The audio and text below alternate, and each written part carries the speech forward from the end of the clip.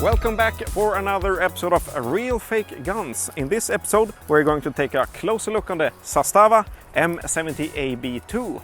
The base gun of this build is a LCT M70, but as always with the majority of real parts added to it.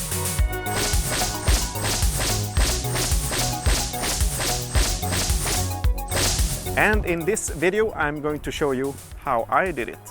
The Zastava M70 is a Yugoslavian AK variant, but it was also widely used in the 19th Balkan War, both by the Opa and the HVO and the VRS and pretty much all sides of the war. And even Iraq had their own version of the M70 called the Tabuk. So let's take a closer look on the Zastava M70 AEG. What makes it stand out from the standard Russian AKMS? There are many things, but I thought we should take a look on some of the major things that stands out. First of all, we have the front sight with built-in night sights that you can flip up. A longer rear sight base, as well as the rear sight that has a built-in night sight that you can flip up and down very easily.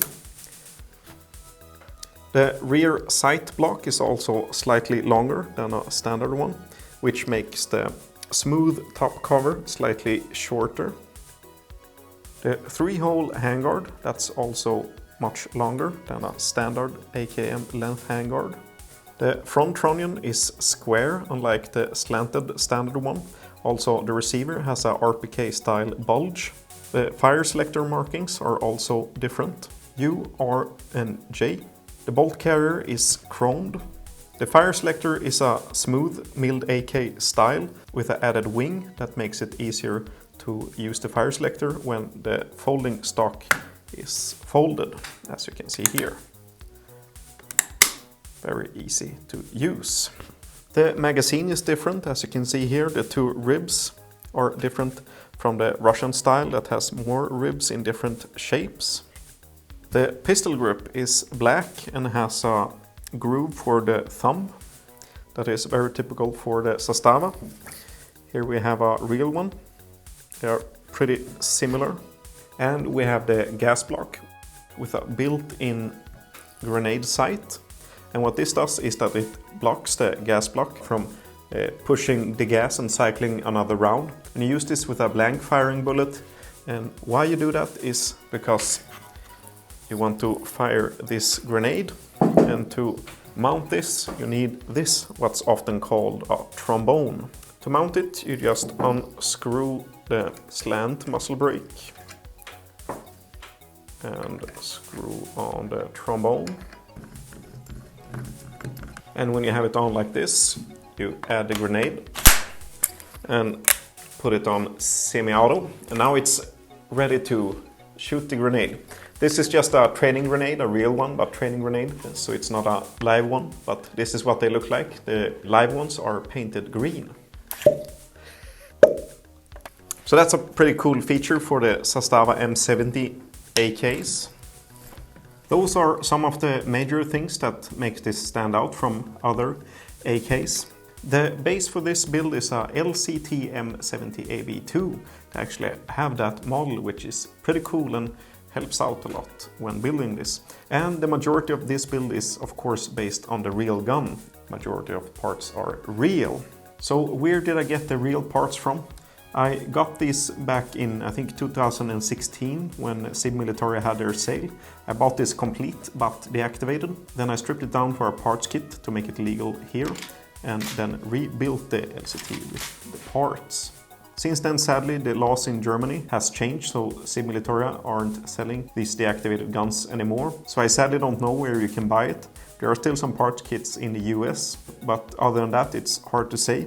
But you could always ask fellow collectors, maybe there's someone who has parts. But enough talking, let's check out how I made this build possible and what modifications I had to do to make it work. It's after all why you're watching this video. So first I'm going to field strip it. And as you can see here, I have the real bolt carrier and I have a folding stock. So now you're probably wondering, where is the battery? Well, as you can see, the front handguard is much longer, so I've hidden the battery in here. So let's take a look on that.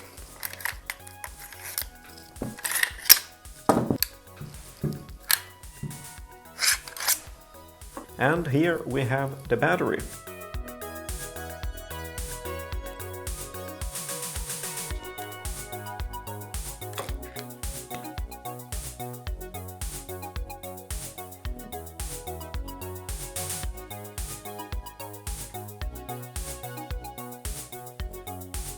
This is not such a powerful solution, but it works and is more suited for maybe milsim and reenactment with airsoft, for example. It's a nunchuck LiPo battery with a small Dean's connector to make it hide. And here we can see the steel barrel that I trimmed down on the sides to make the battery fit. So I only trimmed the sides, so it's still strong enough on the top and bottom, so it won't break. I also removed some in the bottom of the handguard, but not too much, so it's still strong. As well as slightly on the inside. Also, I cut with an angle grinder the front trunnion a little groove, so the cables can have a snug fit. So, while we have the barrel exposed, let's talk about it more closely, about the real parts. On most airsofts, the barrel is too thick for the AKM parts. That requires a thinner barrel. But on the real M70 AKs, the barrel is thicker, so it's much easier to install these bits. Most of them just slides on with very light modifications. But the front sights needs to have the barrel milled a little bit in order to have it in place. And another cool feature about this LCT barrel is that it has its threads directly onto the steel barrels. On most other airsoft AKs they make, the threads are attached to the front sights, which adds much more work when you add a real front sight, for example. But here the threads are attached to the steel barrel itself. So that's very nice. But let's take a closer look beneath the front sight post.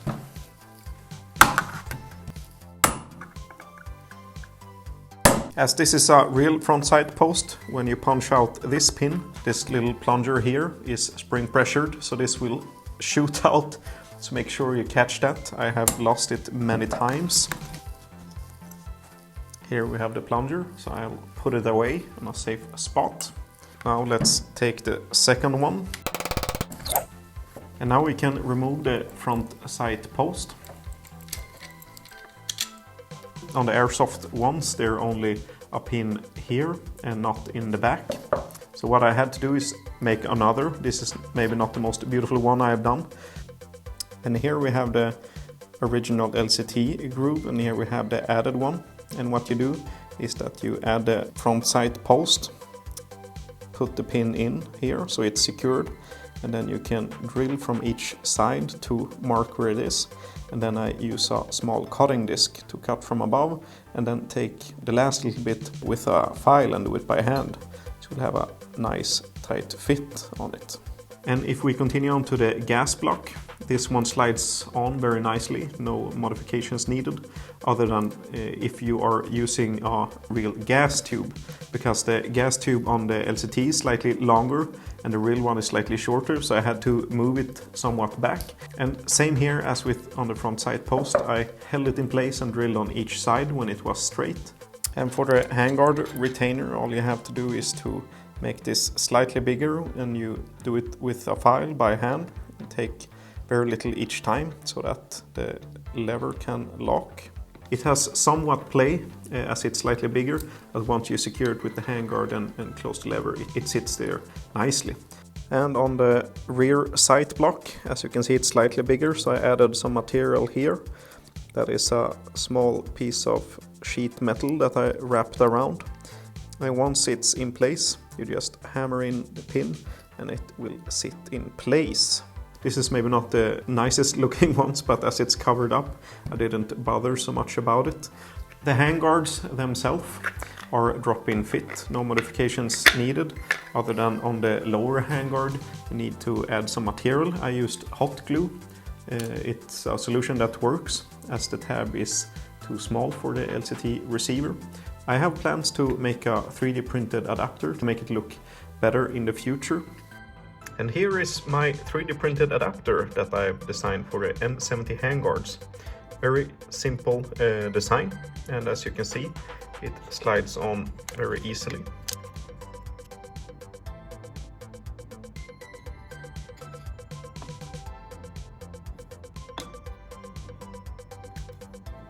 And it creates a very snug and tight fit and won't make the handguard wobble from side to side.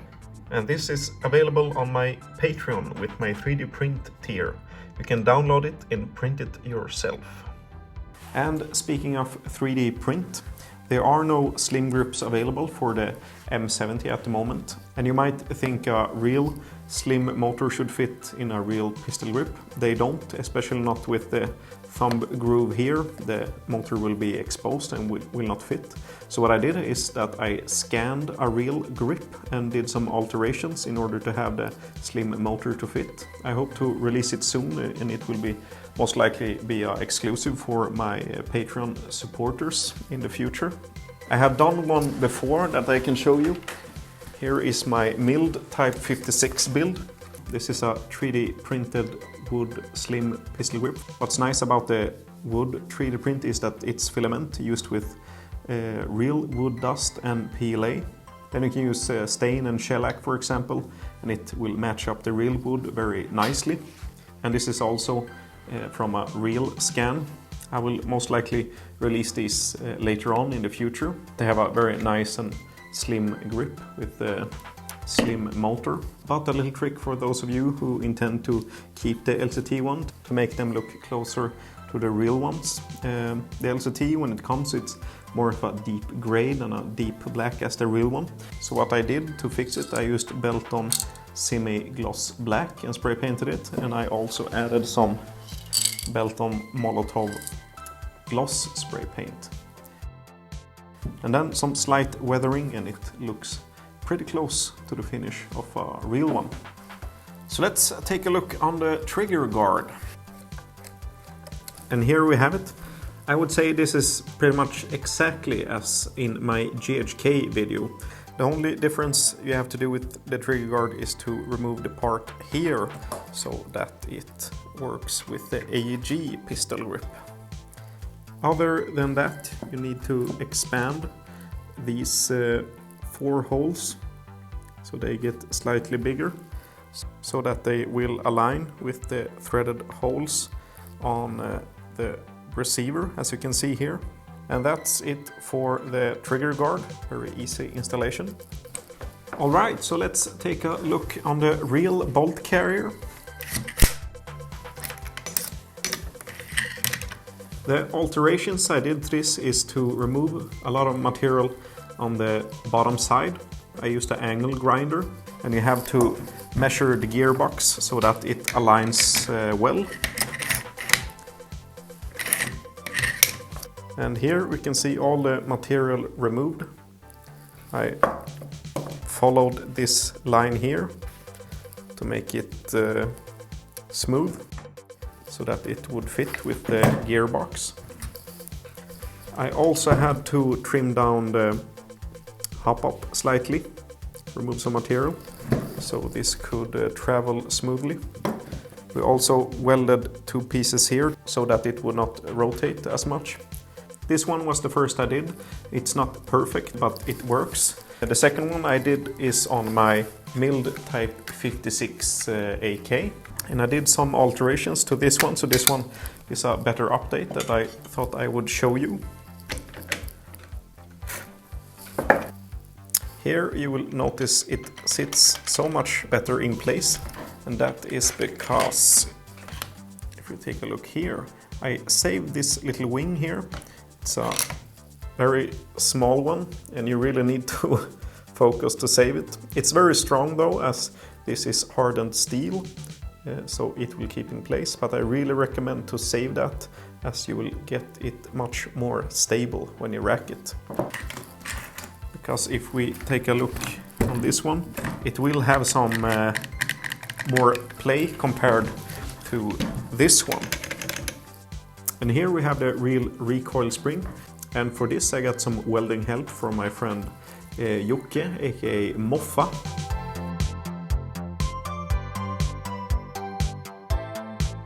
As you can see here, it has been cut down and added some metal material. So a very thin piece of metal with the wings here that will secure it in the gearbox, like so. What you also need to do is to open this up, cut those tabs off so that it will slide in like so. And the important thing with this is that you cut it pretty far down so that it aligns well here. Another very common question I have got is the real fire selector, on how to mod them to fit AEGs. And as far as I know, I think I was the first to do this. And it's not that hard to do as you might imagine. Let's take it apart and take a closer look.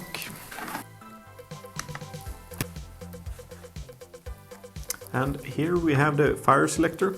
This is somewhat different. As you can see, I have expanded some metal bits around it to secure it, but this is not always necessary. I will talk closer about this in a moment. In most cases, I've done this on many models, Type 56 and AKMs and whatnot. But most of times, all you have to do is a unmodified one, a Romanian one. But it's the same on all. If you drill this bit, this part here will fall off, and it will look something like this. And as you can see, you have this square shape here. Most of times you maybe only need to file it here, and this is the adapter that goes into the gearbox. Sometimes you only need to file the sides on it in order to have it to fit.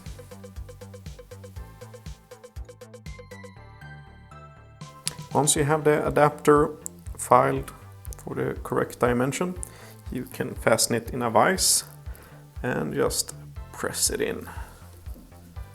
Such a tight fit.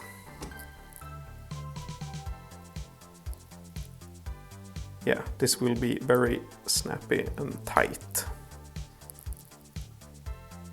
This works most of the time, so I have done many fire selectors in this way.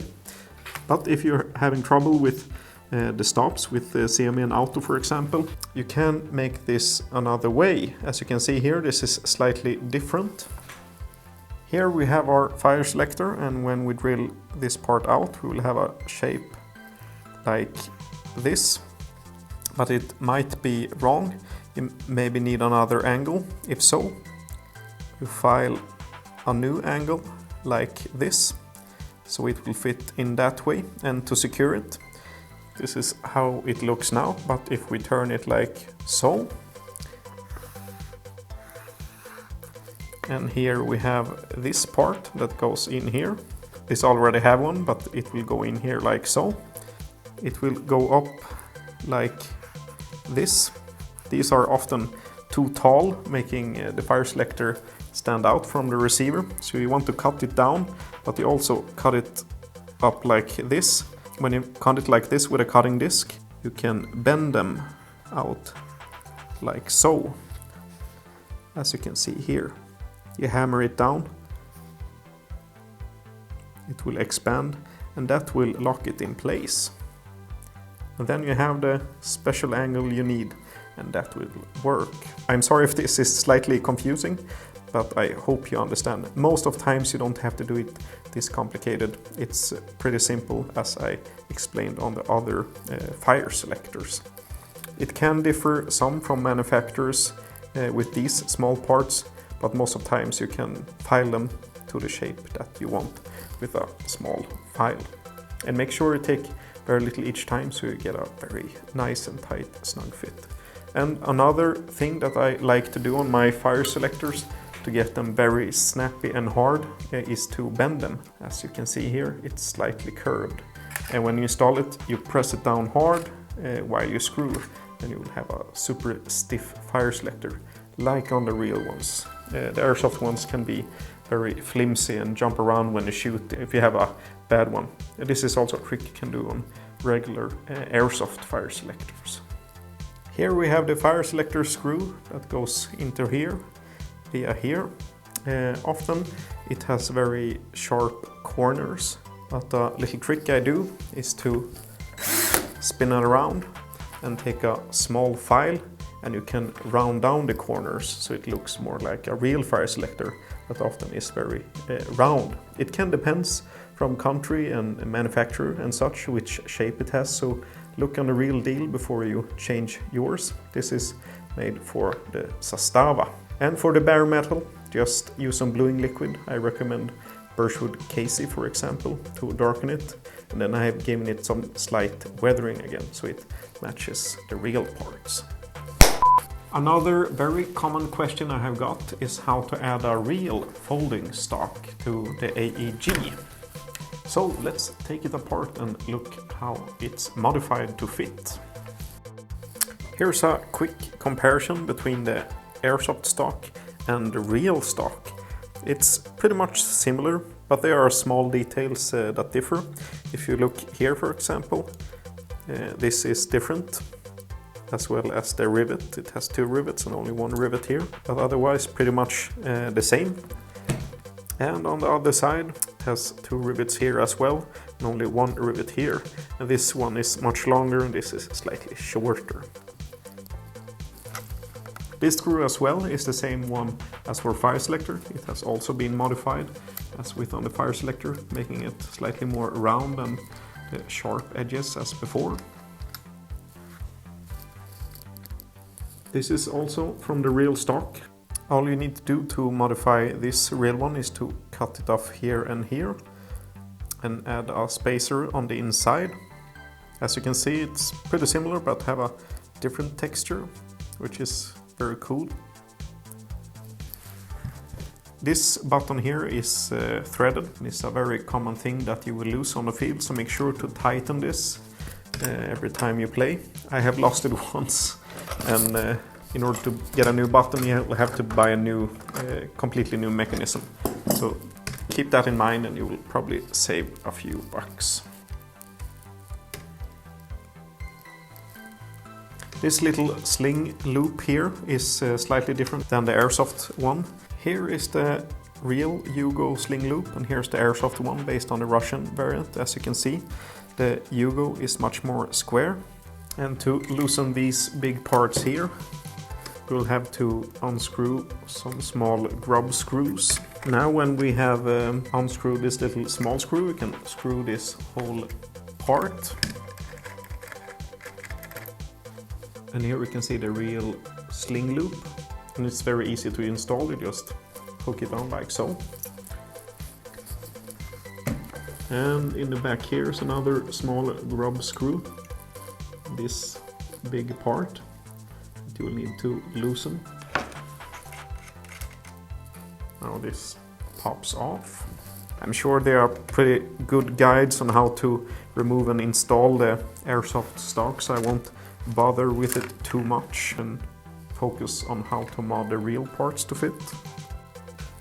Here we have the airsoft stock, and as you can see here, this part here is rounded, and this is for this part that will come out when you press it, and that's what keeping the stock locked in place. It looks like this if you assemble it more. I won't assemble it all because it's too much of a mess. I will only explain the parts that's necessary for the real stock.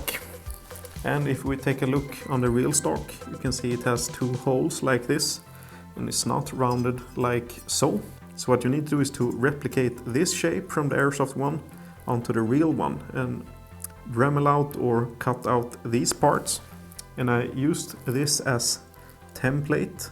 I centered it, marked it out, so I knew how to file and cut the angles perfectly, so it was a smooth fit. This can take a lot of time before you get it to lock good, and you need to play around with it until it wears in nicely. And when you have done it right, it will look like this. This is the final result that I'm using for mine. Here you can see this bit goes in and locks very nicely. And here you can see the bit that will lock it in place. So it's very important you don't cut it all the way through, but that you round it. As you can see here, it's rounded. That makes a very good fit. And that's pretty much it. And then a real folding stock will work on your AEG. Another thing worth mentioning, the magazines. You might want to know how to convert them for airsoft. I have a whole episode with this where I go through various types of AK magazines. The Zastava ones are slightly different as they don't have follower stoppers as on the Russian types and polish and so on. But it's all in that video. Just check my channel. Another common question is about the dust cover. Does real ones fit? No, they do not fit AEGs. The only AEG they fit on is Real Sword and also the Celsius PTV AK. All other AK receivers are too long. For example, here's the real one. I can show you. So here's the real top cover in place, and some have asked, can't you just extend this part here in order to make it to fit? Well, you could, but you would still have this major issue of having a gap here that would look off. The standard top cover that it comes with from LCT is more of a RPK style smooth receiver. As you can see, it has its wing here. The real one does not have a wing here. So what I did, I took a milled AK-47 style top cover. This is from a spare parts bin at the airsoft event, so I don't know what the manufacturer is, but I'm so happy about it as it's very similar in finish as with the real one. So what I did is to cut it down to the short Zastava length, and then I also drilled this little notch here like the real one has on both sides, and also stamped the real serial number as like on the real one to have it more accurate. And here's the modified airsoft top cover in place. I'm very happy about how this came out as it's so similar to the real one. I'm not sure if this is maybe Tokyo Marui or if it's some kind of Chinese clone that had the parts blued. I really would like to know which manufacturer made this AK top cover that's blued and looks very nice. If you happen to know, please let me know and write in the comments, because I need another one. As you might have noticed during this video, I have a M72 Hugo RPK front. I have even more parts. These are all real. And as you can see, this is not a standard type of RPK barrel. This is a custom made one by Ivan Feser in Croatia, who made this for me, very talented. So I'm super excited to build this. I still need some parts and I will re-mill this so hop up can fit and such. But yeah, super excited about this, and more of this you will see later on my page. But one of the things I need for this is the top cover. So if you know where I can find one, please let me know so I can make another beautiful Hugo AK. That's all for this time. Don't forget to like and subscribe, and I will see you next time.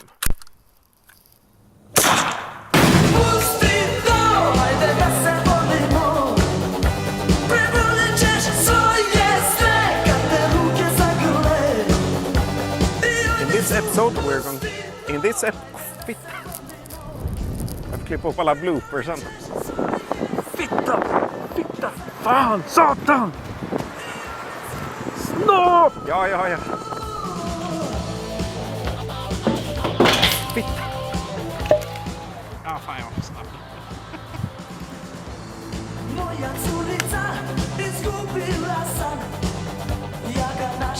That requires us. That requires us. Jag säger 90s, inte 90s. 90. Som 19 när du säger 90s. 90s.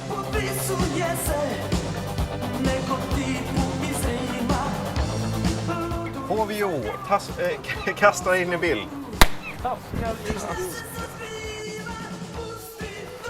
And, är du med på flygerna? Känns som att du tappar lite, men försök om vi kan hitta bra grejer. Nej, det ger mot det finns.